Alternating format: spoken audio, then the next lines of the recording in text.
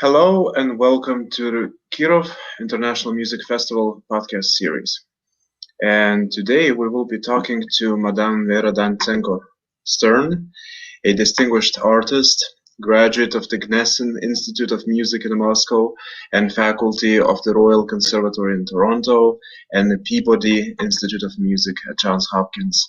Um, Madame Danchenko, you have so many accomplishments. You're such a distinguished and celebrated artist that no introduction would do it justice.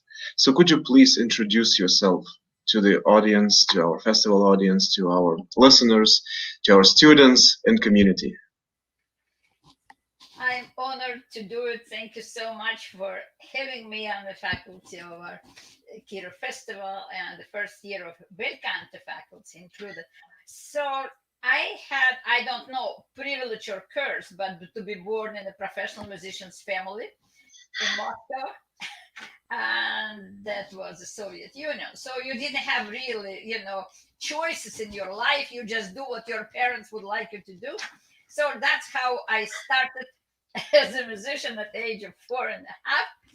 And my mother was a pianist, my father was the violinist, and my older brother already was in Central Music School in Moscow playing violin. And that was the beginning of my, I guess, pre-programmed life because they just simply thought of me as a big pianist and a company Victor Danchenko. And believe me or not, it did happen. And it's a tragic year 2020. Victor has died in November of 2020, but before that we did celebrate 50 years on stage together. So I guess Which is that amazing. That is amazing. we And do. Madame Danchenko, you actually you also grew up among legendary artists in the Soviet Union. You were interacting with amazing artists and musicians on a daily basis. You went to concerts, you heard them, you knew them, you talked to them. It's you could we could talk for hours about your experiences just in the Soviet Union growing up, in this music and arts rich environment, which I think was quite unparalleled. I mean, yeah, I can only think of maybe Paris in the 1930s or Paris at early 19th century with so many artists coming together, so much music happening, or Vienna in Mozart or Haydn or Exactly. Beethoven. But my generation, we were incredibly lucky. We still had the time to study with genius, and with that generation, it's epoch, and epoch is now gone completely. So I not only met at the concert being a little kids, we were all just forcefully we were forced to go to the concerts. We had no choices. So, but anyway, for example, the names like Svetoslav Richter and Mirgelis and Yakov Lier and Yakov Zak and Maria Veniamina Yudina and so just to name a few, it was every week possibility to hear these phenomenal musicians. Oh, only Incredible. comment for all young musicians in the West. Our student pass were giving us a free pass to go to any concerts, and of course, we were allowed to sit on the stairs. So the staircases were full of us. It's like little birds. We were sitting everywhere, and that's how we actually had the chance to hear live first Tchaikovsky Right. competition in 1958 with absolutely Wow. unbelievable and incredible Van Cliburn. Uh, so our life was very, how can I say, very intense. There was no life Mhm. in the meaning of life. We didn't have too much of free time.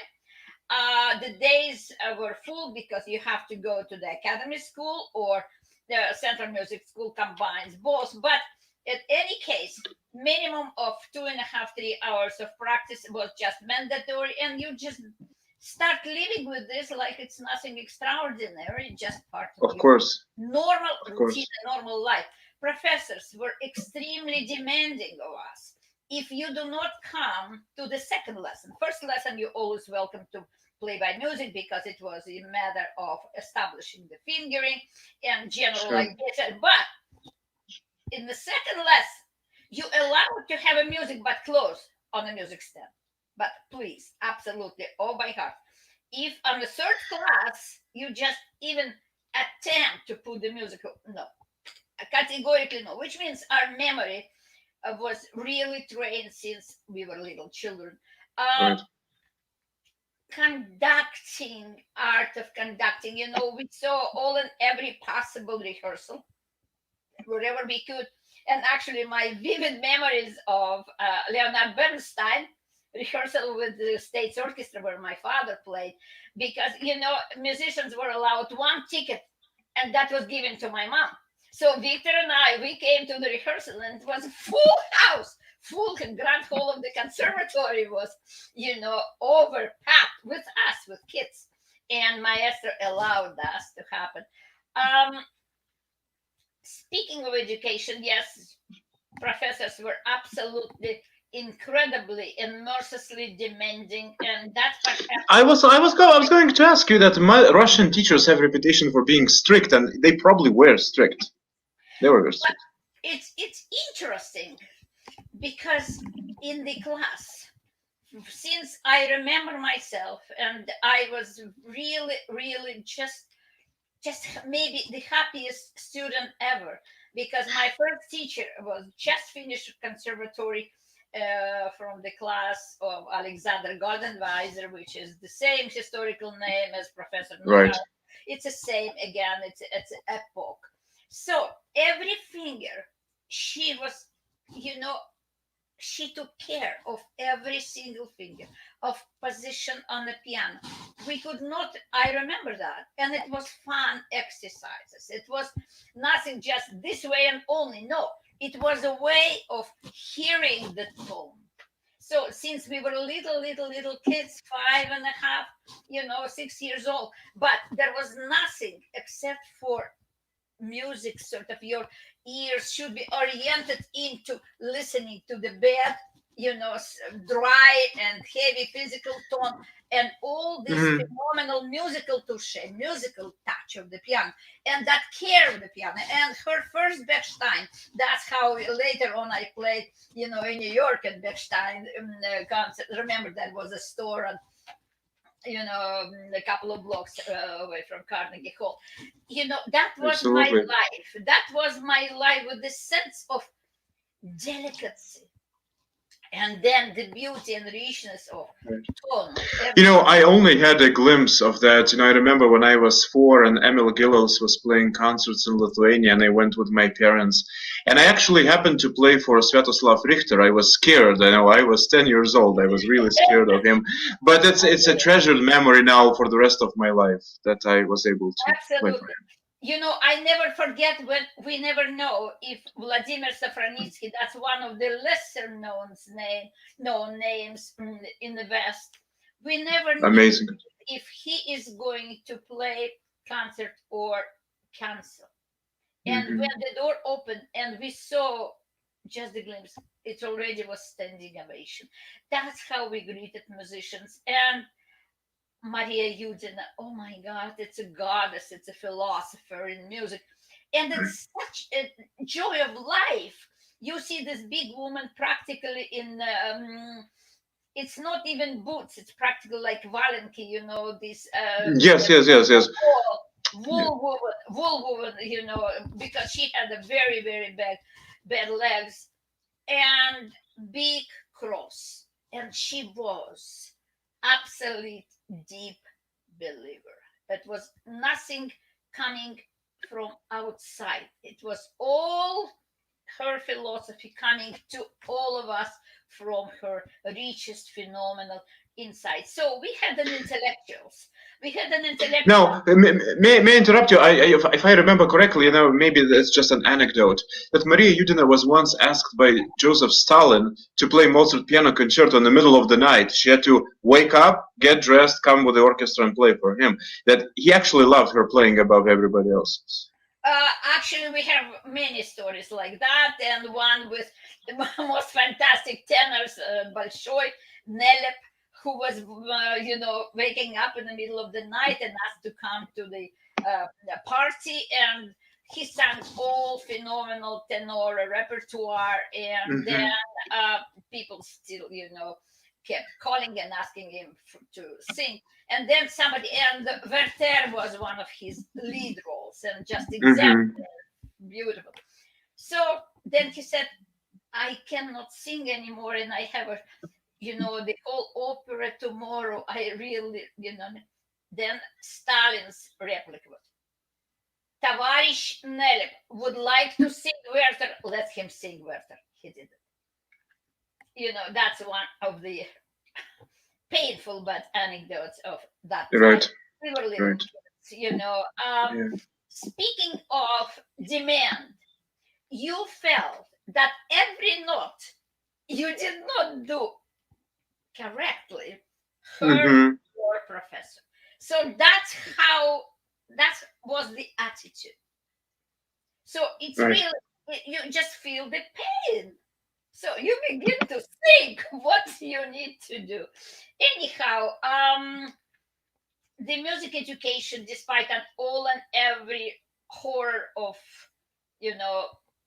life in Soviet Union, including communal apartment for 42 neighbors with, 8 ranger, 2 stoves, cold water, no hot water, 1 bathtub, one washroom, me scrubbing the floors, and then with, trembling hands running to the conservatory to play Debussy prelude. So that was part of normal life. Things like that, stories like that are so important, because today, we forget ourselves, especially the younger generation. I think that younger people take so much for granted. They don't realize how fortunate they are, how many opportunities they have, that they can really dedicate themselves more to music and art, and they can have to go through the hardship, that many. Right. It's a typical philosophy of life. How do you know what is hot if you never burn your finger? You cannot theoretically know that this is hot. Right. In order to know how to love and appreciate that, you've got to be heard. Right. I don't wish it to anyone, starting from my own, grandchildren, but that's what life is all about. It's experience of everything. So that's why music really has all and every finest emotion ever existed on earth, because it's very subjective. It's true. We bring our life experience, which is good and sometimes sad and happy and bad. We bring all of that to music, to the art. And it's all saying, so everything that you understand only in comparison. So we do not do anything new. Just making our instruments, this, as I say, these 10 fingertips are your speakers. Madame Danchenko, I suggest that we actually have a separate podcast series remembering the legendary Soviet artists, and we have to talk about many, many personalities and talk about many stories. We don't have that much time right now, but I would like to ask you about your own teaching philosophy. How do you approach teaching, mentoring? So many talents, so many students you have mentored through your life. How do you approach that? What I think the most important is my complete dedication and no compromises with the quality of music. You have to be true to yourselves, true in others. It's not only passion. One passion for music is definitely not enough, because without very deep understanding of that craft, technically and technologically, with our help and with the help of the first teacher, and that point I had the privilege to discuss with late Leon Fleischer when he went through all his tragedies. So one time we just had a little bit of more time in the cafeteria of Peabody Conservatory, and that was the time he published his article in the New York Times. And he absolutely agreed that the first teacher is the most important. American psychology, American parents' psychology is, we'll wait and see, which means the first teacher a lot of times is who is closer and cheaper, and then we'll see. This is very wrong. I'm very sorry to upset, younger parents, but the first is the most important. This is a decisive part of your children's education. Because if for example, you do not really give the whole this, that's what I said, the sense of sound, sense of relaxation, sense of a gravitation at the piano, these little kids, they all tense. And I was working practical, like the rehabilitation musical doctor. What can I say? So the first teacher is number one responsibility of the parent. My approach is just music and nothing but. So technique for technique. Yes and no, of course, like art for the art. We all know those, movements throughout the history of art. But technique should be absolutely impeccable and of the highest class. For what? For higher purpose. Correct. Bring the composer's message, who we only can guess. I've heard a beautiful expression that what those black dots are, they are encoded emotions. Phenomenal. Yes, God gives us a chance, an ability. Some of us, can say talent to read this. And we never know exactly, but possibly through the prism of our education, our intellect, and of course, deepest emotional, feelings, because that's if it's either or, it doesn't work for me. So every time, my approach is ideal technique to be prepared for maximum espressivo, whatever you do, playing piano, piano ensemble. Right, technique, a tool, just a tool to achieve the higher purpose. Because you see the words, I mean, what I'm saying actually in class when I have to, I say the letters of the alphabet are nothing before you put them in the words. But words are not a poem until you put it in certain order. So that's what is technique for me. And I'm trying to do this combination. I need the heart and brain. We have to talk more. Talking to you is like stumbling upon a treasure trove, and every direction I look, there is a treasure to be discovered. But now, just because of time restraints, I want to ask you a few shorter questions, but maybe fun questions that allow our audience to get to know you better a little bit as a teacher, as a personality. So tell me, have you ever had an impossible student, somebody who is really difficult, and you're like, how do I work with this person? Actually, not much, because I guess this energy, that's what I put in every minute, every second, every split second of my teaching is how can I say contagious. So I think after a short while I put the drop of that into that difficult, per se student, and we start making something, Right. and you go from absolute sense of beauty. This is my beliefs, because when I see that something just, pressing the keys, first of all, the word hit the wrong key did not ever exist in my studio, because I said, you're not hitting, you're caressing the keys. Really?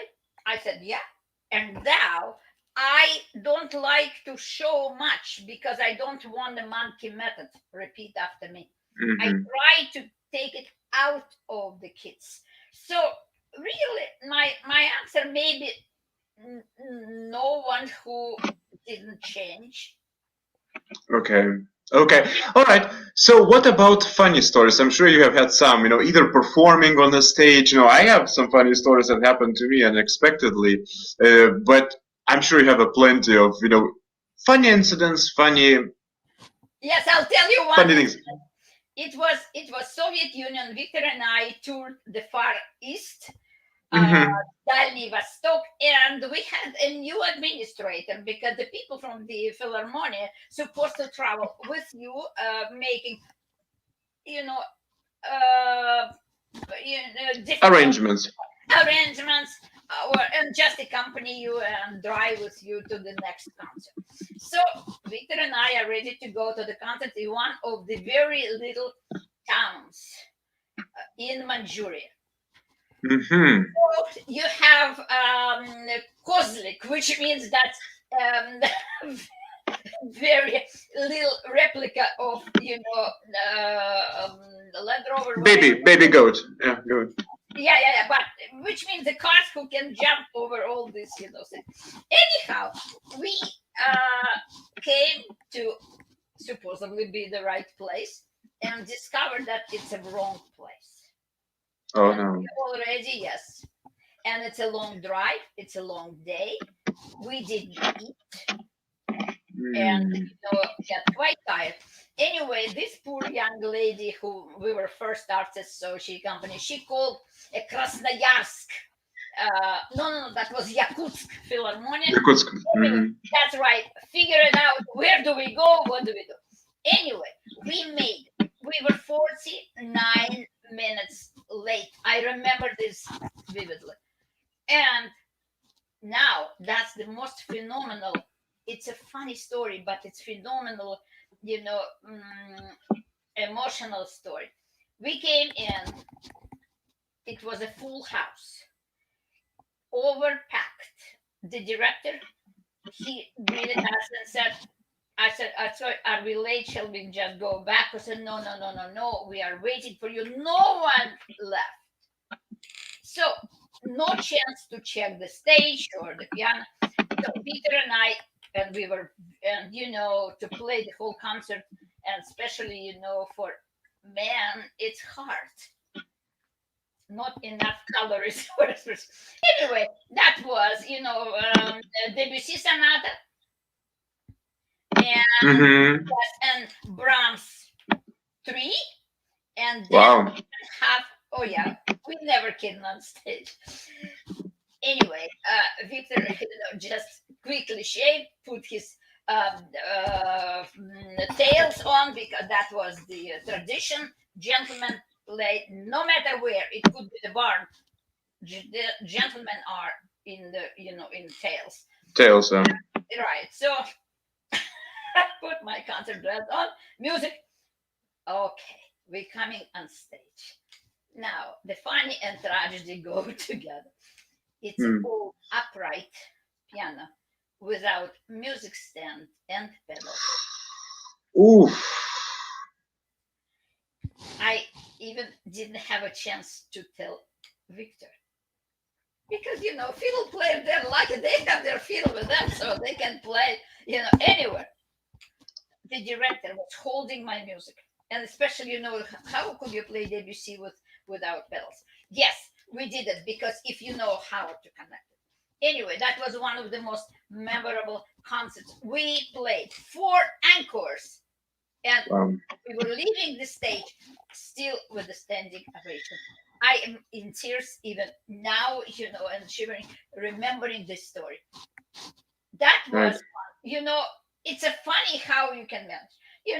More, another funny story with a page turner. He was so emotional in Frank Sinatra. He did, listen, how could you play this music if somebody next to you just overwhelming that? Especially the second movement, right? And then you have to turn pages to it. Exactly. Wait, and he was in a different world. Anyway, and besides rather funny stuff, Victor and I were always, said that how lovely to tour as a family. Victor Danchenko, Vera Danchenko, Right. and when we said, just we're brother and sister. Oh, really? All right. And funny story behind the stage when somebody came and said, Victor, your wife is here. He said, which one, blonde or dark? Exactly, because it was neither. Amazing. But lots and lots of But I have to say, because I've done again just a little bit of that. I've done, in my home country. Whenever I would go back in the 2005, 6, 7, I would go to like 20, 30 small towns and play these concerts and play programs. So I got again a glimpse of what life was back then in the Soviet Union when artists traveled. And I have to say, it's such an amazing sensation when you go. You really get to know the people of your entire enormous country. It's so diverse, and bring arts and music and just always have that human connection and know those stories. They're amazing and memorable. Well, listen, thank you so much. There are 1 million questions I want to ask you, but maybe we can do more of these podcasts because I really enjoy them doing together with you, and I feel that we only could have a tiny glimpse into the world that is Vera Danchenko's turn. Thank you so much. Thank you so much. It's amazing. And to end up our conversation, the most funny story for us as a collaborative pianist, as an accompanist, and you see, unashamed accompanist, as Mr. Moore wrote the book. General Moore who accompanied Fisher Discout. Anyway, it's a beautiful city on Volga, Kirov, city with university, and we have planned concerts in the concert hall of the conservatory. And I tour with the beautiful soprano laureate of Schumann competition in Vienna. And so we were lucky. She wanted to do her own hair backstage, which means we came 2 hours before the concert. Okay. So I had nothing to do with my hair except for this. So of course, you're going on stage and you try the piano. Now, how I didn't get a heart attack, that's a mystery. I didn't, thank God. Half a piano was tuned, half wasn't. Oh. Yeah. And it's a big difference. It's about a semitone, which means you can hear. Right. So I'm running back and said, Tamara, what are we going to do? She said, how much you can transpose? I said, one hand, okay. So anyway, we cut our program because that was our money for life. We could not just cancel because of that and getting paid. Forget it. And it was one of sold out performances. She said, how much you can transpose immediately. Incredible. So I said, let me go back and see what I can do. So we cut the program from 2 half full concert to 1.5 no intermission, and we cut Rachmaninoff, and we cut a little bit of Brahms. It was the first half of Western repertoire and second half of Western repertoire. That's the day when I start going white. Now, I hear you. Well, listen. But Edvinus, the response was, that's where the funny story comes. I'm calling Philharmonia next morning and said, oh, we understand. The liquor stores open at 10. He was there at 9. He got in the liquor store, he got vodka, he got drunk, forget about it. And that's maybe the funniest story, but that's what sometimes happens. Wow. Well, but it speaks volumes about you as an artist being able to adapt to any situation. And, life brings this to us no matter where we are. I remember I was playing in Washington at the European Union Ambassador's residence, and the pedal broke. And the damper pedal broke, and I had to play the concert, and I did, but you do what you have to do. Absolutely. You do what you have to do. It is a profession, and that's the most important for us to understand. Piano is an instrument to be used. You need to learn your craft, how to play the piano, and then different professions come.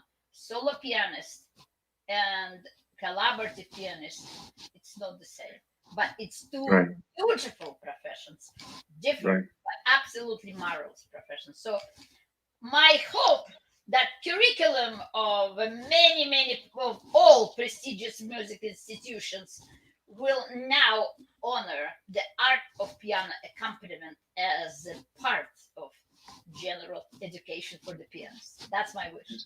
Well, the Kirov International Music Festival is honored to have you lead the bel canto program, and I'm sure our students will learn so much from you. It has been a wonderful talk. Thank you so much, and I hope we will talk again.